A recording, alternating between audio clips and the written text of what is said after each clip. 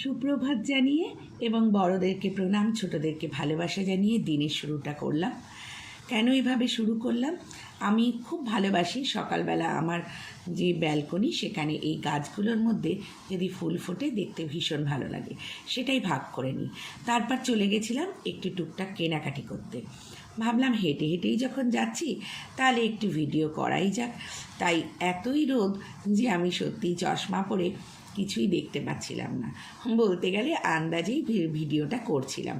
কারণ চোখে তখন সানগ্লাসও নেই আর ভীষণ রিফ্লেক্ট করছে। কারণ এটা বুঝতে পারবে যাদের চোখে পাওয়ার আছে বা চশমা পরি আমরা, তারা বুঝবে।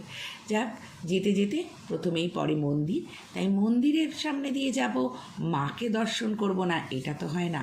তাই মাকে প্রভাতেই একটুখানি প্রণাম জানিয়ে এবং তারপরে পাশে রয়েছে রাধাকৃষ্ণ এবং গোপাল আর ভোলে বাবা, তাই মন্দিরে দর্শন করে আবার হাঁটতে থাকলাম।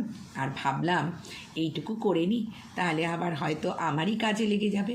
আর দেখো, বাচ্চাদের মতন আমি না মাঝে মাঝে নিজের ছায়াটাকেও একটু ভিডিও করছিলাম, তোমাদেরকে দেখালাম, হেসো না যেন। যাক, কেন বেরিয়েছিলাম? একটা রেসিপি করব, তার একটু ইনগ্রেডিয়েন্টস ছিল না, তাই জন্য। তার রেসিপিটা কি? সেটা হচ্ছে একটা মাংসের রেসিপি। মাংসটার সাথে পেঁয়াজ, টমেটো, কাঁচা লঙ্কা, আদা, রসুন সমস্ত কিছু, একটু 1 কাপ দুধ দিয়ে আমি 700 মাংসের রেসিপি করেছি, তাই 1 কাপ দুধ লেগেছে। পরিমিত মতন দুধ দিতে হবে, বড় কাপের দিয়ে কিন্তু মাংসটাকে সেদ্ধ করে নিয়েছি। মাংসটাকে তুলে আলাদা করে নিয়েছি। আর বাকি যে মশলাগুলো বললাম তার মধ্যে এগুলোকে মিক্সিতে বেটে নিয়েছি। 2 চামচ জিরে গুঁড়ো, 2 চামচ ধনে গুঁড়ো দিয়ে। প্রচণ্ড গরম ছিল মশলাটা, কারণ গরম মশলাটাকেই আমি মিক্সিতে বেটে নিয়েছিলাম। তারপরে একটা কড়াইয়ের মধ্যে আমি বেশ খানিকটা তেল দিয়ে গোটা গরম মশলা সম্বার দিয়ে, তেজপাতা সম্বার দিয়ে পেঁয়াজটাকে বেশ লাল লাল করে ভেজে নিয়েছিলাম। আর ওই মশলাটা দিয়ে দিয়েছিলাম, যে সেদ্ধ করা মশলাটা। বিশেষ কিছু সেদ্ধ করা না, টমেটো, আদা, রসুন এবং গোটা পেঁয়াজ, 5টা মতন গোটা পেঁয়াজ ছিল। এবার ওপর থেকে দিয়ে দিলাম গুঁড়ো জিরে আর ধনে। খুব ভালো করে কষাতে হবে। এই রান্নাটার মেন হচ্ছে কষানো, কারণ মাংস কিন্তু বয়েল করা, তোমরা বুঝতেই পারছো। আমি কিন্তু দুধের মধ্যে মাংসটা বয়েল করেছি ওই মশলা সহযোগে।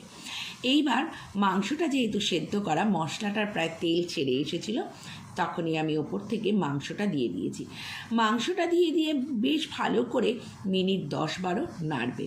এবং মনে রাখবে, এই রেসিপিটায় যেহেতু সমস্ত কিছু রেডি থাকে, তাই জন্য কখনোই ঠান্ডা জল দেবে না, গরম জল ইউজ করবে। এটা রুটি, লুচি, পরোটা কিংবা গরম ভাত দিয়ে দারুণ একটা রেসিপি, তোমরা করে খেয়ে দেখতে পারো। আমরা কিন্তু ভীষণ ভালোবাসি। রাত্রে যারা রুটি খাও তাদের জন্য এটা কিন্তু একটা দারুণ রান্না এবং খুব ঝটপট হয়ে যায়।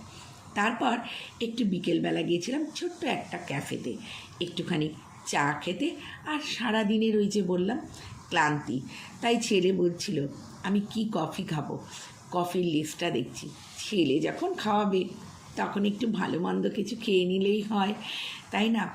ছেলে মেয়ে বড় হয়ে গেলে বাবা মার কিন্তু এটা খুব আনন্দের জায়গা।